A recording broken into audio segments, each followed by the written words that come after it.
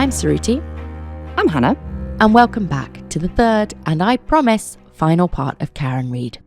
Let's pick up where we left off. Yes. We're now into week 4 of the trial, and it's now that we're getting into the real meat of it. Phone communications, Jen McCabe and Trooper Michael Proctor are all set to go under the microscope. Let's start with Jen. And like I said, she is a crucial witness, in my opinion, the most important witness, because she was at the house during the after party, and she was with Kerry Roberts and Karen when they found John the next morning. On the stand, Jen said how she and John had been friends for years, how he was an amazing guy and that she loved him. And then she cried as she recounted the conversation she had with John's niece when he was missing, telling her that they would find John and that everything would be okay. Jen also stated that she and Karen had got on well. They both had MS and they bonded over that. On the night in question, Jen explained that she was the one directing John O'Keefe to the house that night, which we told you about already, and that was the reason she was looking out the window. And this is backed up by texts. Just after 12:10, Jen and John spoke on the phone, and they text about directions to Fairview. Then at 12:27, Jen texts John saying, "Here?" At 12:31, she says, "Pull behind me." At 12:40, "Hello?" At 12:42, "Where are you?" At 12:45, "Hello again?" And then at 5 a.m, Jen texts John one last time, saying, "Please answer, Karen is worried. We need to find you. Please text so I know that you're okay." These texts are, in my opinion, the texts or the piece of evidence that, for me, blow this whole case open. So let's talk about it. The 12:31 text, "Pull in behind me," makes sense if you consider that this would have been when Karen's SUV was outside the Albert home. And we know that because John's phone GPS data shows him arriving on Fairview at 12:24 a.m. Jen saw Karen's car and told John where she should park. And then the hello at 12:40 makes sense because we know that John didn't reply to it, because he's dead, and his phone didn't move or log any activity after around 12:25 a.m.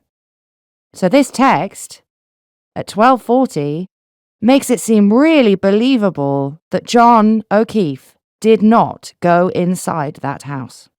Yeah, so let's just, re-establish what's going on.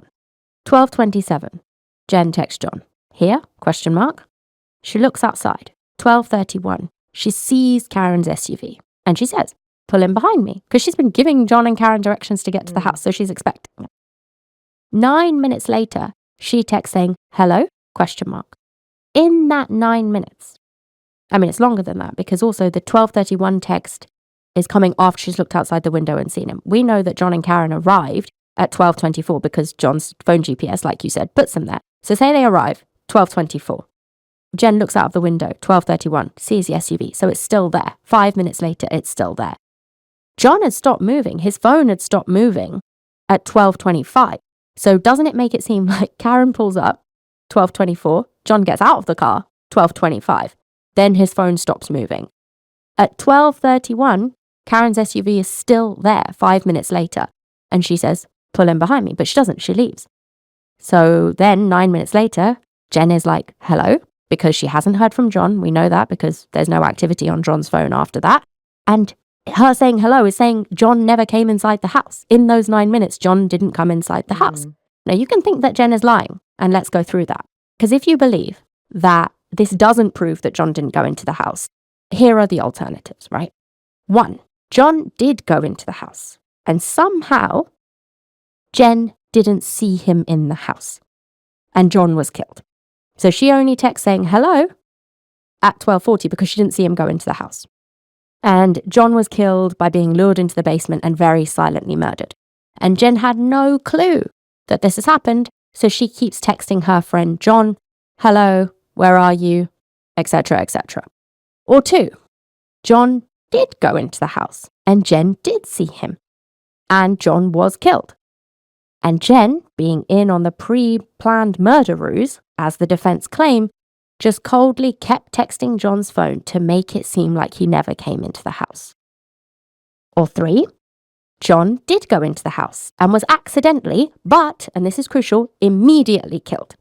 And quick thinking Jen, again coldly, just keeps texting John's phone so that they could later point to these messages and say that he never came in.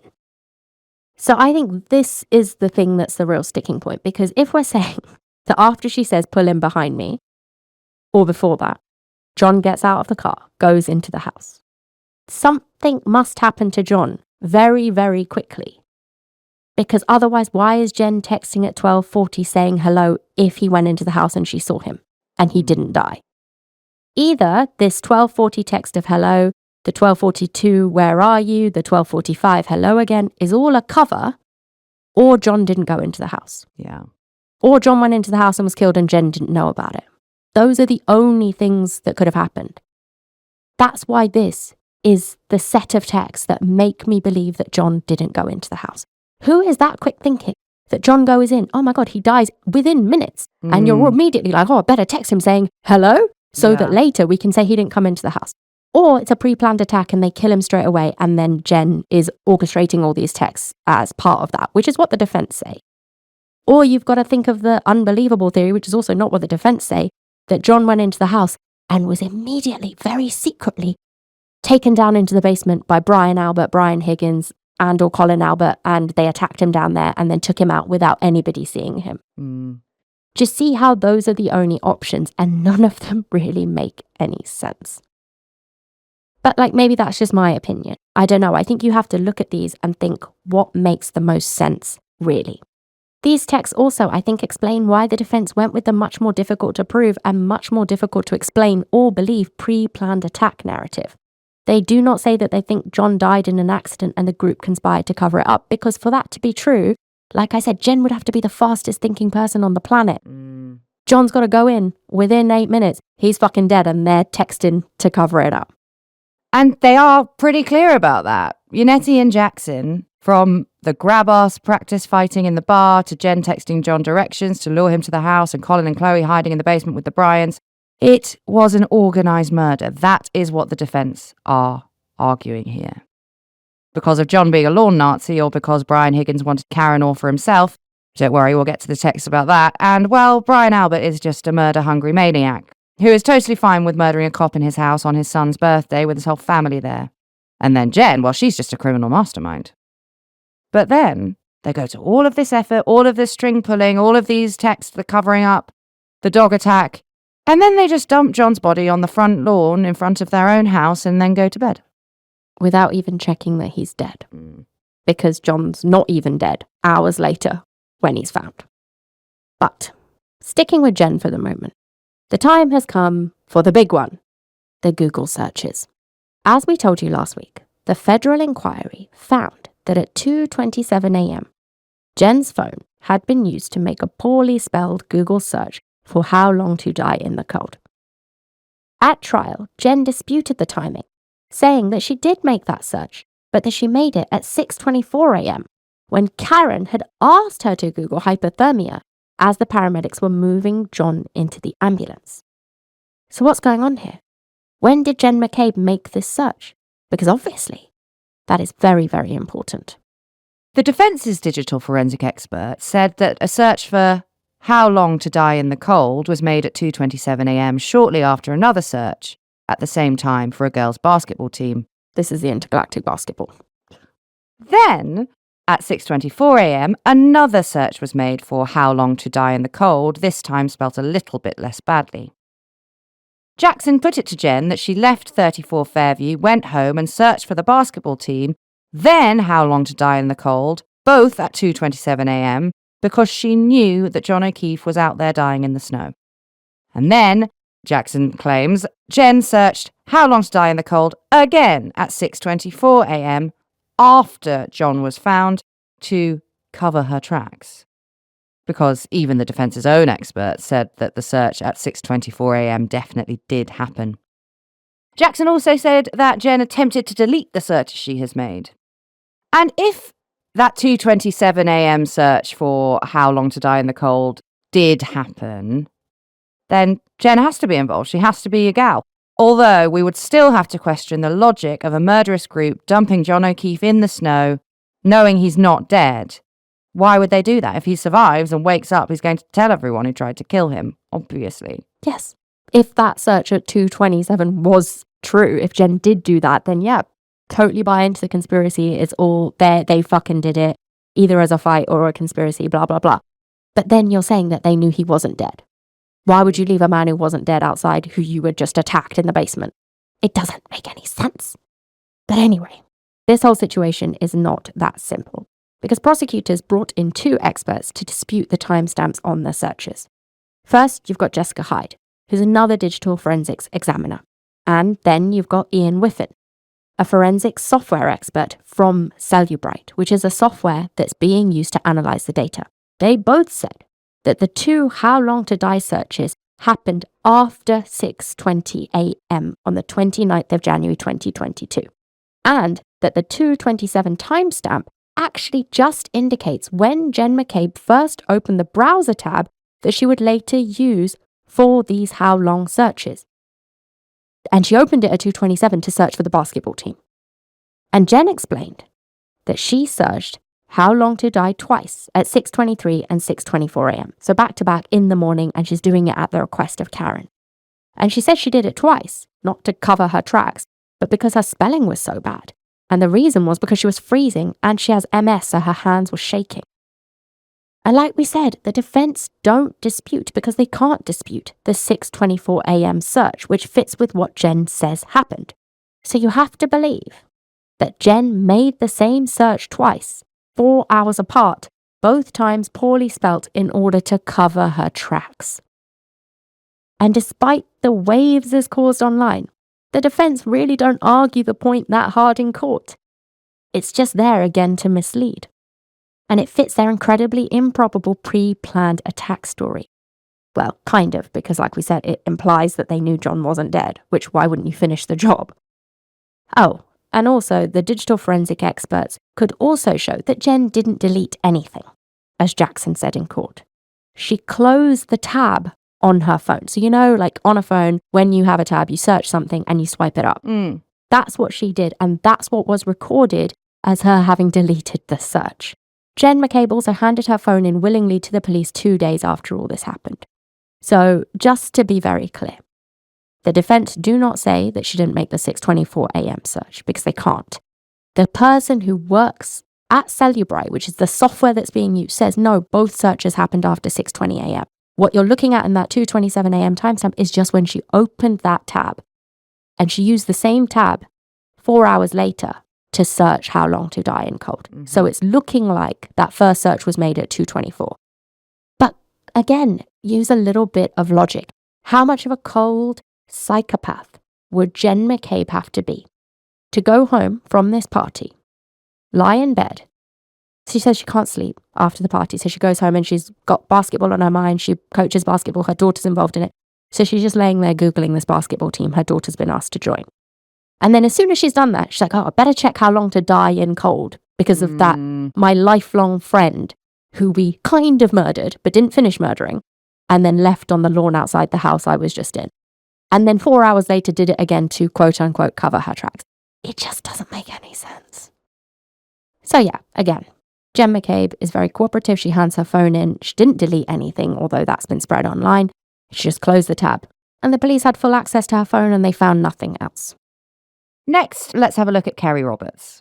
Kerry testified to the call she got from Karen at 5 a.m. on the 29th of January, and how Karen had seemed bizarrely concerned that John had been hit by a plough. Kerry also explained how she went to help Karen to look for John, and how when they found him in the snow, Karen had been shouting repeatedly, "Did I hit him? Is he dead?"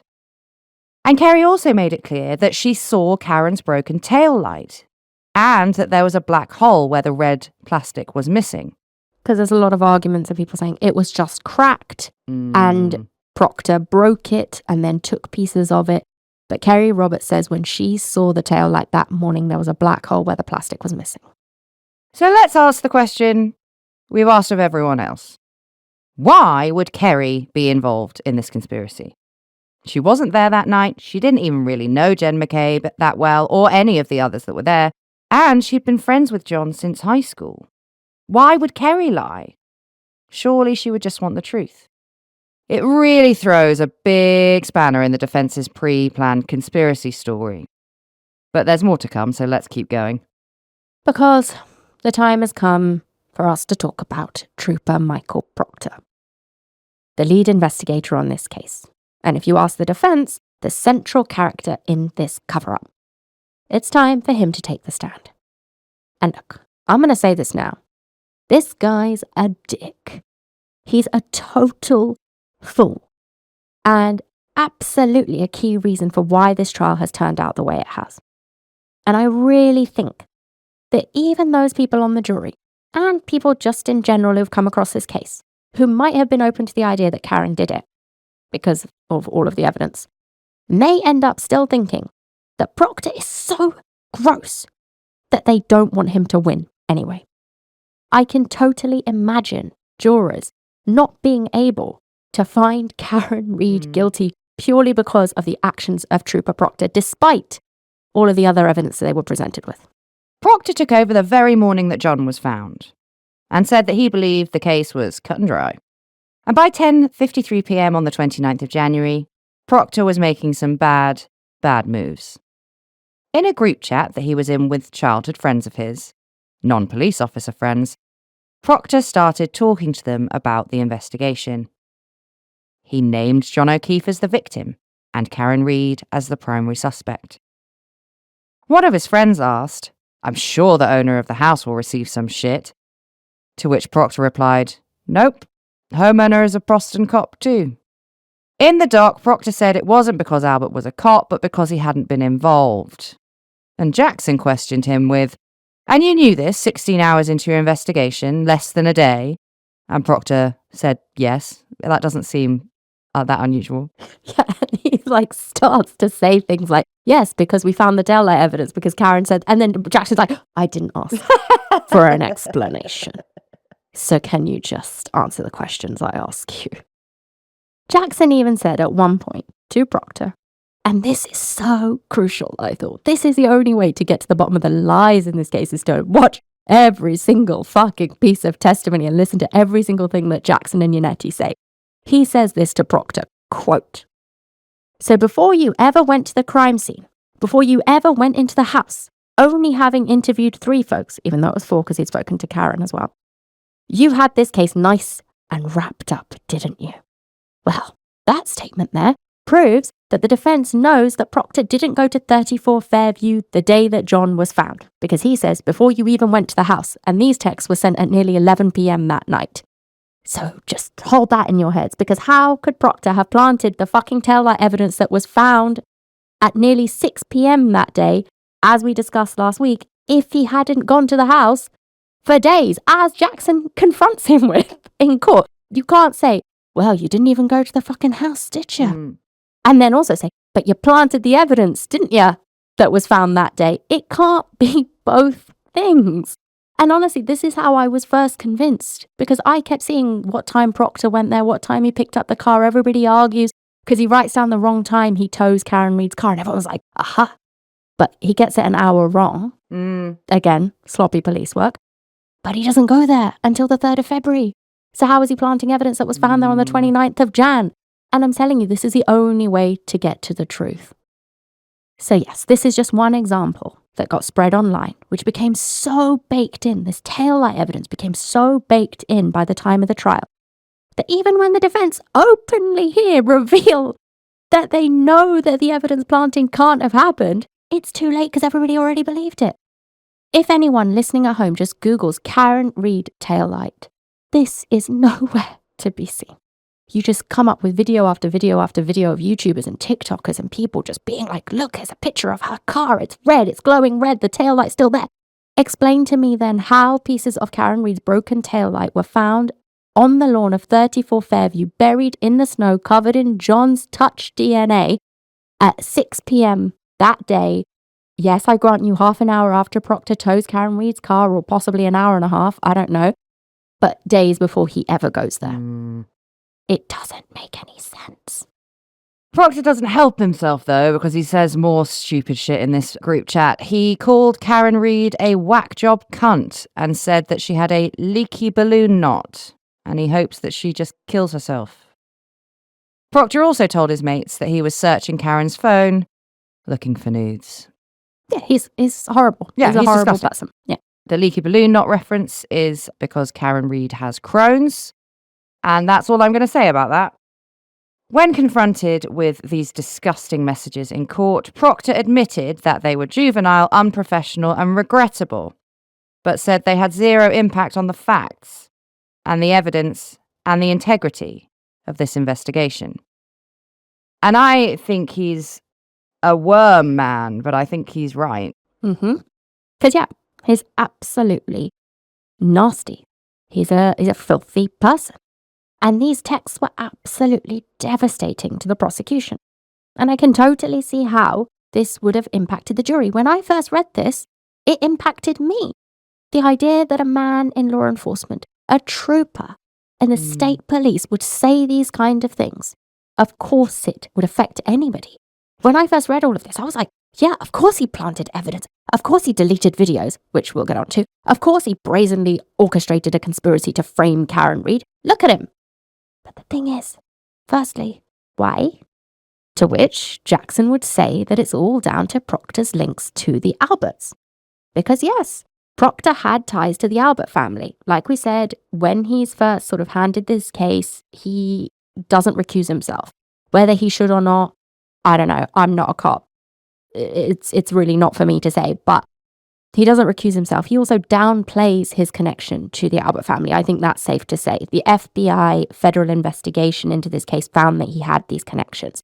Basically, his sister Courtney was very good friends with Julie Albert, who had even babysit, like we said last week, Proctor's kid in the weeks leading up to John's death. He absolutely downplayed this and did not recuse himself when he probably should have done. And also, yes, this is true. 10 years before, a 7-year-old Colin Albert had been a ring bearer at Proctor's wedding. Does that mean that he would cover up a murder of a cop that Colin would go on to commit a decade later? Maybe. I'm not saying that's not possible. But what we are saying is that there is no evidence at all, anywhere, that anyone other than Karen killed John or that Proctor covered it up. Also, he didn't know that he was going to get assigned this case. No one did. No one could have. And we know that he did not go to the crime scene for days after the incident. And the defense themselves admitted it. So he just cannot have planted that taillight evidence. Yeah, like he doesn't put himself in charge of this investigation. Sergeant Buchanan puts him in charge of that investigation. So again, if you're saying very much like the argument we made earlier with Katie McLaughlin, you're saying that either he was always privy to this pre-planned conspiracy attack, and therefore that's why straight away, from the off, he's gunning for Karen Reed, or somebody got to him afterwards, like Brian Albert, Kevin Albert, somebody gets to him and is like, listen quick, man, this all went down. Can you just do us a solid go after Karen Reed? Because you remember Colin, like my son / nephew / whoever was a ring bearer for you. We're all mates. Can you do this? Like it happens way too quickly with both Katie McLaughlin and Trooper Michael Proctor, both these people that they say have like close family connections to the Alberts, for them to get on board with the plan that fast. Or you have to say they were a part of the pre-planned conspiracy, which is what the defense say. Which again, like I said, the more people you pull into this pre-planned conspiracy, a motiveless murder of a man that was very, very well liked. Everyone in this community knew what John had done by taking on his niece and nephew after his sister and brother-in-law tragically died. Why would they murder this man? It doesn't make any sense. And the more people you add in, the more unbelievable it is. So yeah, look, let's be clear. Proctor, in my opinion, shouldn't be anywhere near a job in law enforcement. Because yes, absolutely, law enforcement should be held to a higher standard. And all the shit that has rained down on him since this case, he deserves it all. And again, coming back to what I said at the start of this episode, it's shit like this. With cocky dickhead Proctor playing the big man to his mates on WhatsApp, because I honestly think that's what it was, that makes the public not trust law enforcement. How can you look at those texts and have faith that this man carried out a fair investigation? I totally get that point. But the fact is, there is no proof that he planted evidence. And everyone who saw all of this, saw all of these texts from Proctor and believed the conspiracy theory, again, I do not blame you. But in light of the rest of the evidence, while you can absolutely hold on to your disgust for Proctor, I just don't see how you can think anyone else but Karen did it. Before anyone screams about the missing video clips or inverted videos of the Canton Police Department Sallyport, let us clarify. Yes, there were clips from various ring cameras like the one at John's house and also the Albert's neighbours one that were missing. But the defence don't even say how these missing clips impact the case, and they would if they thought there was any chance they could get away with it. And again, look, I get it, the defence are there to point out sloppy police work, point out things. But when they say missing, it's not like there's even evidence that they were deleted, although some people would say that the ring footage from John's house that should have shown Karen coming home, because remember, I don't dispute that she came home because the Wi-Fi, she connects to the Wi-Fi automatically, but that footage is missing. Like, why would they delete that? They didn't delete the fact that the Wi-Fi connected to her phone, which proves that she went back to John's house. Yeah. It's an inconsequential thing. The defence are just, firing bullets at any hole they possibly can. But again, they're making something out of what looks like nothing. There was also a video that was played to jurors of Karen's SUV at Canton Police Station Sallyport, which was, for some weird and annoying reason, inverted. Oh my God, this probably dominates several million hours of YouTube videos on this particular topic. It's obvious that the footage is inverted because the numbers on the wall appear backwards. And all of those armchair internet detectives totally lost their shit about it, saying that the police had flipped the video to hide Proctor or someone else tampering with Karen's tail light once it was in their custody. But hello! If you flip a fucking video or image, you don't magically see the other side of the thing that is in the shot, of the object that's in the shot. And here, I've taken a picture, Hannah, that I'm showing you of a box of tissues. That while I was writing this out, I was trying to, formulate how I was going to explain this. Here is a picture of a box of tissues, right? We can only see the yellow side of the box of tissues. Yeah. We cannot see the blue side. If I invert it using my phone, can we see the blue side? Or can we only still see the yellow side? So, just because it's flipped, I don't understand why it's flipped. I do not understand why it's flipped. But the idea that it was inverted in order to hide evidence, in order to hide somebody tampering with it, in order to, obscure a part of that cast or this tissue box, doesn't make any sense. Because yes, because it's flipped, you just see the mirror image. The damaged tail light was never in the shot to begin with, and wouldn't be visible whether the video was inverted or not. But despite this painfully obvious fact, this threw yet more fuel on the conspiracy fire. And it comes back to the police doing yet more sloppy work in this case. It's so obvious, like you said, it's inverted. Why did they submit that to court? And I watched reporters who were there were like, when it was shown, and then it was like the defense point out that it's inverted, the jury are like, because yes, on the face of it, it makes it sound like it's been tampered with. It's just so stupid. So yes, it's absolutely infuriating because it's again stuff like this that leaves holes for the defense to wiggle about in, which is absolutely their job. But this is nonsensical. And I do also think again, it's really bizarre to me how sloppy the police were in handling this case, especially because they were dealing with the death of another officer. So finally, let's get on to the evidence against Karen Reid, even though the internet doesn't want us to. You've probably figured out by now because we've said it with our mouths, but we do think she did it, and this is why. As we said at the beginning, and as you already know, the prosecution needed to show intent for that second-degree murder charge. So they dug around in the couple's relationship. They hit the jury with the Aruba trip that we told you about last week. That was just 3 weeks before John died, and it showed that Karen could get very jealous, very drunk, and very angry. The prosecution also had John's niece and nephew testify. Because they're minors, their names are never used, and also we can't watch the video testimony of what they say. But obviously it is reported on afterwards. And they confirmed that the couple argued all the time. And apparently, before his death, John had indicated to them that the relationship was over. Probably because he knows he's exposing these two kids to somebody who's constantly arguing. John's niece also told the court how Karen had been frantic the morning of the 29th of January, talking about a snowplow having hit her uncle. Long before, like we keep saying, anyone would have had any cause to think anything other than maybe John had just fallen asleep on someone's sofa. This story that the niece told matches what Kerry Roberts and Jen McKay both said. The explanation for this online? Jen coached the girl and Kerry to lie. Jen is just fucking the best criminal ever. But then also does sit around in her house Googling how's long to die in cold. And leaving a man who's not dead that they tried to murder in front of a house she was in. But sure. The prosecution also pulled up all of the texts and calls that we went over last week when Karen just non-stop harassed John all day long before they went out drinking. Because that's one of the things. Everyone's like, look at the videos of them, the CCTV of them in the bar. They were so happy. They were so lovey-dovey. I'm sorry, have you people never been in a relationship before? They argued all day before that night out. Then they're obviously in like the we've just made up honeymoon phase while they're out. And then they argue in the car. I have no doubt about that. And then all night long, Karen sends him abusive message after abusive message after abusive message. Who cares if they were lovey-dovey in the bar? That doesn't mean she didn't kill him.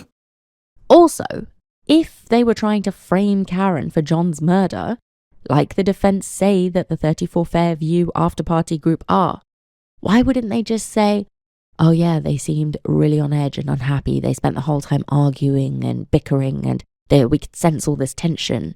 We could feel that it was leading to something. But nobody says that. They all just say, yeah, Karen and John seemed good. But the defense came out with a big one. It was time for Brian Higgins to take the stand. He and Karen had been exchanging flirty texts for weeks before John had died. It all started after Brian had gone to John's house one day to watch a football game. As he left, Karen walked out and kissed him, quote, not like a friend. After this, she started texting him, saying that she thought he was hot. Brian comes across as confused in the text exchange. He says things like, really? Are you messing with me? It's hardly Danielle Steele, but that is what the internet is making it out to be. Honestly, the number of YouTube videos are like saucy texts exchanged between Brian and Karen. They're not.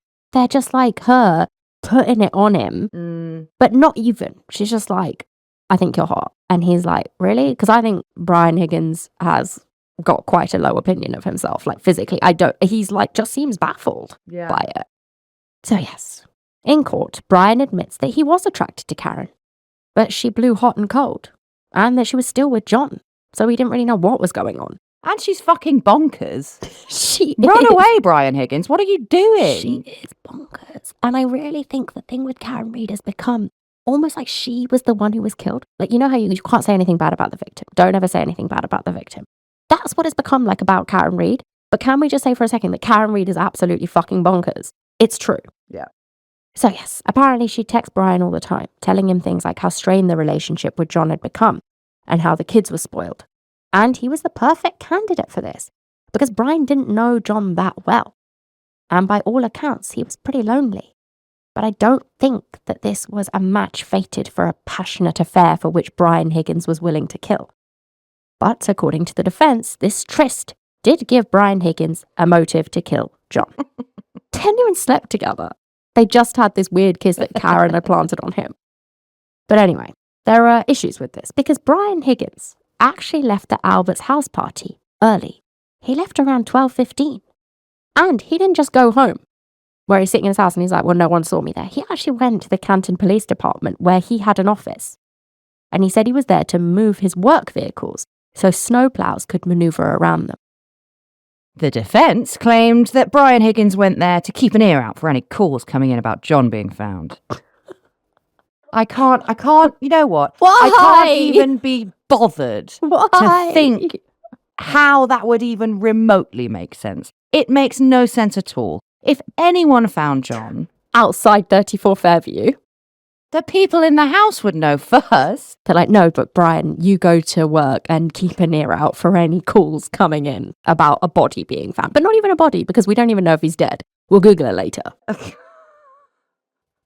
And it, you know, if you can fucking shove your brain into this thought shape, which I can't, Brian was only at the police station for 10 minutes, so that's not exactly stellar surveillance. Yep.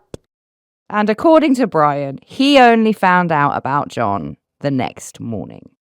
Now, one thing that Brian Higgins did do that makes him look super guilty, so guilty that, again, and I'm going to admit to all of this, when I first read this, my jaw dropped and I was like, prison, was that he took his phone after the investigation started to an FBI office and had a friend of his help him download all relevant texts, so like those between him and Karen. And then he printed them all out, so he had hard copies. And then he drove to a military base and threw his mobile phone and SIM card in a dumpster on said base. And this all went down one day before he was going to be subpoenaed to hand his phone over. Yes, I am not going to sit here and deny that that is incredibly suspicious. It really looks like he had something to hide, and that someone within the police force had tipped him off. And that may well be true. And he probably did have something to hide. In court, Brian said that as an ATF agent, he had worked with an informant who had discovered his personal number. So he had destroyed that phone to cut off contact. And maybe, but there's just no evidence of Brian being involved in John's death anyway. If Brian Higgins killed John O'Keefe because he was obsessed with Karen, why would everyone else get involved in a pre-organised hit? True crime is messy. Sometimes people do things that make them look guilty. But you do need a bit more than like, oh, bit dodge, not sure I like the sound of that. So we don't know what Brian Higgins was trying to hide, but there's no proof it was connected to John's death. That's the key thing. There's obviously something he doesn't want to come out on, whether it's to do with work or whether it's to do with something else. He gets rid of his phone. But that in isolation, again, is not enough because there is no evidence pointing to Brian Higgins having been involved in John's death, or that what he destroyed was connected to that. Again, I get it. People are going to find that hard to swallow, but please look at the evidence in its entirety. So let's get back to Karen, specifically her car and John's injuries. Karen Reed's SUV had a broken taillight, scratches, and pieces of glass on the bumper, and a dent about 48 to 50 inches off the ground. As we mentioned last week, a hair belonging to John was found frozen onto the bumper. His DNA was all over the bumper, and his DNA was also on the taillight pieces found at the scene. And tiny taillight pieces were found embedded in his clothes. And John's injuries consisted of a blunt force impact injury to the head, multiple skull fractures as a result, a cut above his left eye, 2 black eyes, and lacerations to his arm. So, was John hit by a car or was John not hit by a car? Dr. Renee Stonebridge, a medical examiner, said that his injuries could have come from either a fall or a traffic collision. She also said she saw no obvious signs of an altercation or a fight. John had no defensive wounds at all, so a fight just doesn't fit. Then, the medical examiner who carried out the post-mortem on John, called Dr. Irini Scordi-Bello, testified that the injuries to John were not immediately lethal, but they could have been incapacitating. She added that the injuries could have come from a fall, being hit with a blunt object, or being hit with a car. But she stated that, from the information that she had, she couldn't be sure which one of these 3 things killed John. Too much depends on the position of John's body and the car during a potential strike. So basically, she says, it's possible that John was hit by a car, but she cannot tell us definitively because of the positioning of the body and the car. She doesn't know what those are. Yeah, at the time of the impact. There's just no way she could know. But of course, it is entirely possible that John was hit by the car and he hit his head on frozen ground. Yeah, that's her sort of final say on the matter. Now, what about the car? Trooper Joseph Paul was the one who examined the SUV and the scene for the state police, and he took the stand. He explained that John's missing shoe, which was eventually recovered from about 9 feet away from his body, the broken plastic from the tail light that was found about 8 foot from his body, and the broken glass from his drink glass was found about 1 foot away from his body. And that all of this, the pattern in which they're distributed, everything about the scene, he said in his experience was consistent with a vehicular strike. There was also vital information from Karen's car itself that Trooper Paul explained. And I think this is again very important. Trooper Paul says there were 2 periods of activity that night at around the time that Karen would have got to the Alberts. He says in the first event, the data from the car indicated that it, quote, slowed down and made a U-turn. This would have been Karen pulling up at the Alberts because she basically overshoots the house and has to come back. In the second event, which occurred about 8 minutes later, again, everybody cast your mind back to Jen's texts, that gap of about 8 to 10 minutes from when she sees Karen's car and then she texts saying hello because John doesn't come inside. After that 8-minute gap, Karen's vehicle moved forward slightly, shifted to reverse, and then rapidly accelerated to 24.2 miles an hour in reverse. The speed then dropped to 23.6 miles an hour half a second later, as the steering wheel jostled slightly. But Karen Reid did not brake. She hit something. This, according to Trooper Paul, is absolutely typical for a pedestrian strike. So if she'd have hit a car or hit a wall, the velocity would have dropped a lot more. But it only drops her by about a mile because he's saying she swipes John. She swipes a body. And not hard, not full impact, but enough to knock him over. Hannah, I'm not someone who drives. So can I ask you, reversing at 24.2 miles an hour? That's fast. Yeah. Real fast. Okay. Because if you consider that when you're reversing, you can't see. So usually you are doing it very cautiously unless you are 100% sure of what is behind you. Mm-hmm. No, if you're reversing at 24 miles an hour, that's unusual. Interesting. And I guess that it would only add to that if it was dark, because it's after midnight, there's a blizzard, and you're drunk. Yeah. Despite all of those factors, this really did become a battle of the experts. 2 additional experts were hired by the FBI as a part of their investigation into the handling of this case, and they testified on behalf of the defense. Dr. Daniel Wolfe, an accident reconstruction expert, and Dr. Andrew Reichler is a biomechanics expert. Wolfe said that the damage to Reid's car was not consistent with a vehicle-pedestrian collision. And Reichler said that John's injuries were not consistent with being hit by a car. When Dr. Wolfe was cross-examined by the prosecution, it was revealed that he had never viewed the SUV for himself. He also didn't know John's hair was found stuck to the bumper, or that John's DNA was found on the taillight pieces, or that pieces of the taillight had been found embedded in John's clothes. It's quite a lot of information to not know to come to the conclusion that the car didn't hit John. To be an expert witness, yeah. Yeah. Wolfe also admitted that when Karen hit John's parked car, this wouldn't have caused the damage seen to the SUV's taillight, as the defence try and claim. And obviously, we know why we think Karen did that, but what else but hitting John could have caused Karen's taillight to smash, and for pieces of the plastic to be found with John's DNA on surrounding his body, and for tiny pieces of the plastic to also be in his clothes? Yeah, like if we are saying we've already dealt with the planting evidence side of things not being possible and there being no proof for that happening, what else other than Karen hitting John with her car? Because Wolfe himself, he's a witness for the defense. He himself admits when he's shown the ring video footage of Karen backing into John's car the morning she goes out to look for him after he's already going to be lying outside 34 Fairview. She says, that's how my taillight got damaged. Wolfe watches that and says that couldn't have caused the damage to the car. People will therefore argue, well, Trooper Proctor broke it and planted the evidence. That's why it's broken. But we've dealt with that. He couldn't have done it because he doesn't go to the crime scene for ages after.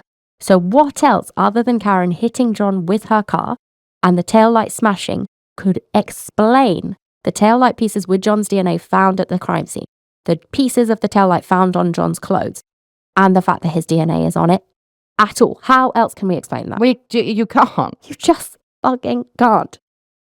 So yeah, if you, like us, can put aside this whole idea that Proctor planted the evidence, because it really doesn't make any sense unless you're going to go down the road of, well, it wasn't Proctor, it was some other cop who did it after they took Karen's SUV, then fine, maybe you can make the argument in your head that they plant the evidence of the broken taillight pieces at 34 Fairview, they make John's body touch it so his DNA's on there, or they plant it, and then you'd also have to tell yourself that they crushed up pieces of the plastic from the taillight and sprinkled it into John's clothes. That's the only way it all kind of makes sense. But The defense gave it a go. They suggested to explain away the taillight evidence, and again, the very fact that they come up with an explanation for this proves that they themselves don't believe that Proctor could have planted it. They suggested that John threw his cocktail glass at Karen's car once he got out. It smashed, causing the glass to embed in the bumper, but this glass also broke the plastic taillight, which shattered and sprayed back onto John's clothes. And some pieces of it broke and fell onto the floor outside 34 Fairview.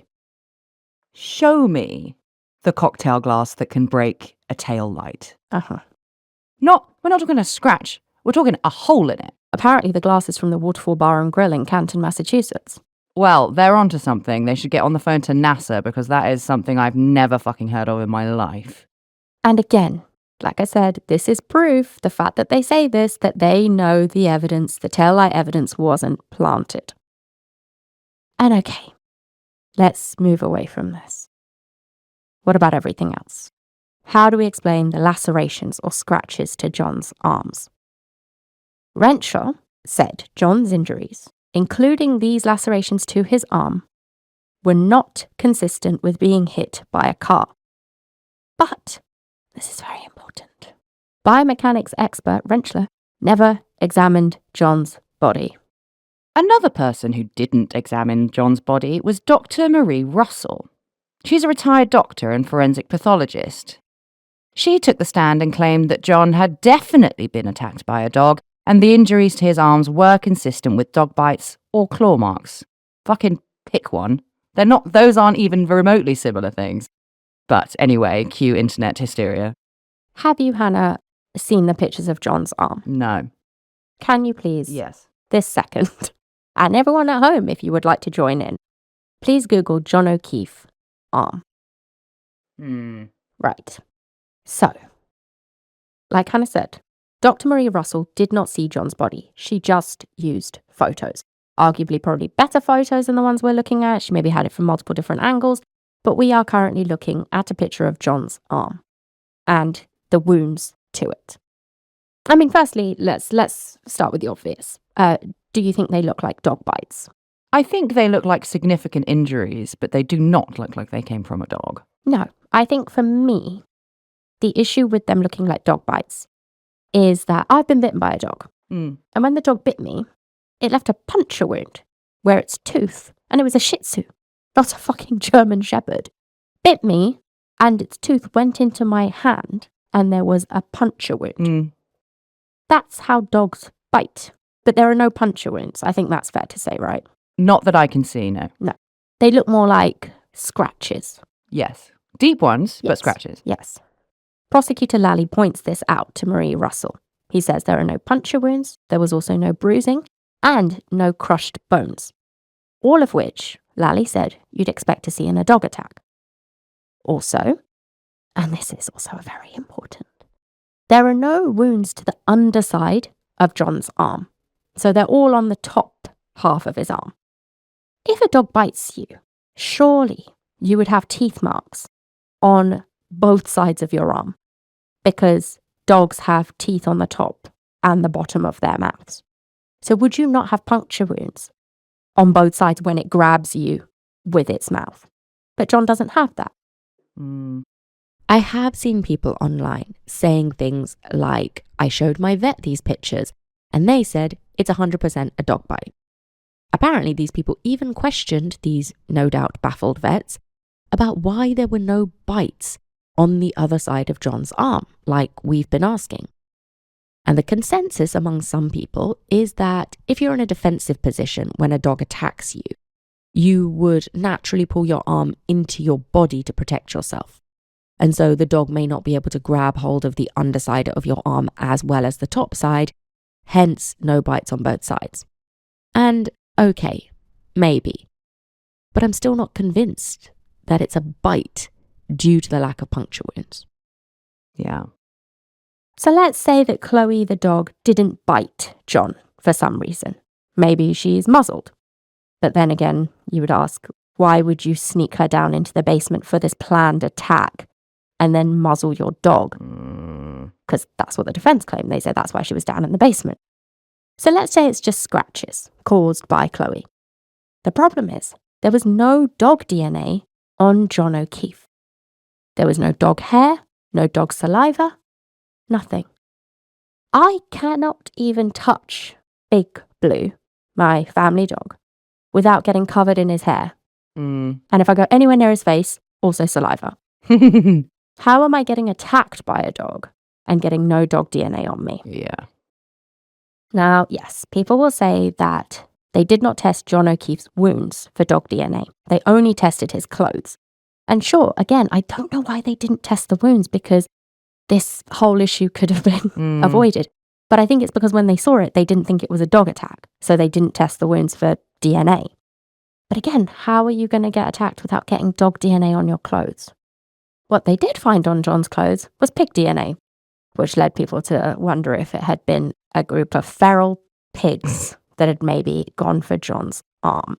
In Canton, Massachusetts. Sure. The home of the wild boar. People also say, and again, it's another one of those Columbo internet moments, that maybe the pig DNA had come from a dog treat that Chloe had been munching on before she took a munch at John's arm, or scratched John's arm. But if that was the case, you'd still expect dog DNA to be there alongside the pig DNA. I think the pig DNA was probably just from food that John had eaten and then got on his clothes. Now we've got the issue of how no one saw John's body. When he was found, he was under 4 inches of snow, but there was grass underneath him. So he must have been on the ground outside 34 Fairview before the heavy snow started, which was after 12:30. So how did all of those people walk out of the Alberts house when they left the party without seeing him? I think they were just drunk. It was dark, and there was a blizzard going on. If they hadn't seen John within an hour of him, falling or, being placed on or ending up on the lawn, it's easy to imagine that he got covered by snow and tragically became impossible to see. Then, of course, we have to bring up the snowplow driver, Lucky, that the defense called at trial. Lucky said that he was ploughing the streets in the area and that he went past the Alberts house at around 2:45 a.m. on the 29th of January and didn't see a body. But my point here is that if, as we know, John's phone stopped moving and stopped having any activity after around 12:25, 26, if that's the case, John's been on the lawn for over 2 hours by the time Lucky says he goes past the Alberts. He could easily have been covered by snow by that point. Yeah, totally. That's the whole reason that he's ploughing in the first place. It snowed. Exactly. Also, at trial, Lucky makes so many mistakes with timings, things he saw, when he saw them, what he saw. I don't think he's a nefarious actor, but I don't by any means think that he is my turning point of this case. And it's with Lucky that we're going to finish our run-through of the trial. On the 25th of June, closing arguments were heard. The defence hammered home the frame job, while the prosecution focused on how the evidence and the words out of Karen's own mouth pointed to her guilt. Deliberations began, but 2 days later, on the 28th, jurors sent notes to the judge telling her that they were deadlocked. She asked them to continue to try and reach a verdict. But by July the 1st, the jury was still deeply divided. Judge Canone asked them to return for one final round of deliberations, but later that day, she declared a mistrial due to a hung jury. Hours after the mistrial was declared, Massachusetts State Police announced that Trooper Michael Proctor had been relieved of duty. And much to Sariti's chagrin, there is a date next year for a retrial. So let's wrap this episode and series up by talking about what we think happened. Well, as far as I can tell, there are only a few options for what could have happened here. 1, the conspiracy. That this group of people got together to kill their friend John O'Keefe with no clear motive. 2, John died in 34 Fairview, but it was an accident or a fight that got out of hand, and the people inside covered it up. 3, John slipped and fell, and it was a complete accident that nobody else was involved in. 4, Karen hit him with her car, but she didn't know she hit him and she didn't mean to hit him. 5. Karen hit him with her car, but she didn't mean to hit him, but she knew. Or 6. Karen hit him with her car and she meant to do it. Conspiracy, I think we've well and truly debunked. It makes no sense and there's no evidence. But there is plenty of evidence pointing away from it, like the taillight pieces covered in John's DNA. Not least the idea that for the conspiracy theory to work, you need dozens of people to know and be involved in it to some extent, as the defence claimed themselves. But somehow none of these people have cracked over the last 2 years. And when we first heard about it, we thought it was a cover-up too. But there just isn't the evidence. All right, next. The idea that John died in an accident and the group covered it up. Again, it has the same issues as the conspiracy to murder him in a pre-planned attack. Only this time it's much worse in terms of explaining away the evidence. Which is why the defence went for the much harder to prove pre-planned angle. The timings for it to have been an accident, if you look at Jen McCabe's text, are way too tight. John would have to encounter this accident immediately for those texts to make sense and for the lack of movement on his phone to make sense. And then also all the stuff we said about people like Katie McLaughlin, the firefighter, or Trooper Proctor. How would they know to start that cover-up so quickly as soon as they got involved with the case, if it was just an accident? Number 3, John slipped and fell. I'm not on board with this one because it doesn't explain the taillight pieces or Karen's own admissions of I hit him.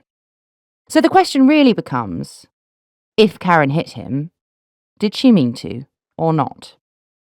Personally, I think Karen hit John on purpose. Now, I understand why some people might not agree with that, but let me talk through why I think that's the case. I think that night she was drunk and angry, and they'd also been arguing. Perhaps because John even maybe told Karen it was over. And then John gets out of the car and starts to walk away. Karen loses it, puts the car in reverse, speeds backwards in the dark, in blizzard conditions, and strikes John from the side. He's knocked off his feet, his shoes come off, he falls to the ground and bangs his head. The glass in his hand breaks and the tail light is smashed. Karen then drives away. And the reason I think she meant to do it was because of the sheer speed with which she reversed. She went from 0 to 22.6 miles an hour in a blizzard in the dark. Some people might argue she just reverses that quickly because she's angry. They've just had an argument. He gets out the car. She wants to be like, fuck you. Maybe. But if you are traveling at that speed and then suddenly the velocity of your car drops the way in which Trooper Paul said the car's own data shows that it did, again, let's come on to the fact of how drunk she was and she noticed or not. Are we seriously saying she wouldn't have known she hit something? I think, I take all of your points. I think she knows she hit something. Yeah. I'm not convinced she knew it was him. Okay. Because it's dark and it's a blizzard and she's drunk. Okay. I think that's fair. I think that's a fair thing to say. I do, however, have more thoughts on why I think Karen knew she hit John. But before I get to that, I do have a question. Yes. She's not driving a banger. She's driving a Lexus SUV. Does your car, again, I'm not a driver, does your car alert you if you hit something or if you get too close to something? Completely depends. Interesting. My car beeps at me. I have had many a car that doesn't. I would imagine if she's driving a Lexus, it would have sensors and it would beep. Yeah. Okay. So I think the most kind interpretation of the situation that I can have towards Karen Reid is that she didn't know she hit John. I don't necessarily deep down in my heart believe that. I think she knew that she hit him. And this is kind of why, right? Not just the reversing, but also the fact that as soon as she drives off, she starts texting and calling John again and again and again, immediately. If you look at the timestamps, given how quickly she gets to John's house in Canton, and we know that she did because her phone connects to the Wi-Fi, almost immediately after leaving John at the Alberts, she starts calling him, leaving him voicemails, texting him again and again and again. We went over this last week's episode. And those texts and voicemails are incredibly abusive. She's calling him a pervert. She's calling him a fucking loser. All of these things are very, very hostile. And you know what it reads like to me? It reads like to me with those messages, like she's provoking John to message her back. Because all day, when they'd been arguing before they went out to the bar, when John wouldn't pick up the call from her, he'd text her and say, stop calling me. But he doesn't do that this time. She messages him again and again and again. He doesn't even reply to say, fuck off. Fuck off, Karen. I'm at the Alberts. I'm having a good time. Leave me the fuck alone. And I think especially her saying, the kids are alone. The kids are alone. I think she's doing it to get John to reply to her because I think she's starting to realise that he might be dead or really injured, which is what makes me think that either she hit him on purpose or at least when she left, immediately, within minutes, less than minutes of leaving, she starts leaving him messages because she strongly suspects that she hit him. And this is where it's very difficult because John lay in the snow for hours. If she had stopped when she'd sent those voicemails, instead of just waiting, hoping he'll reply to me and I'll know, oh, phew, he's fine. If she'd have just stopped and gone back, she could have saved John's life. Yeah. It's the messages. And it's also that call that she makes at 1 a.m. The one where she says, no one knows where you are. We talked about this last week. Does she really not remember dropping him off 27 minutes ago? Or is she trying to lay the groundwork for the, I just had no clue, I didn't even know where he was defense?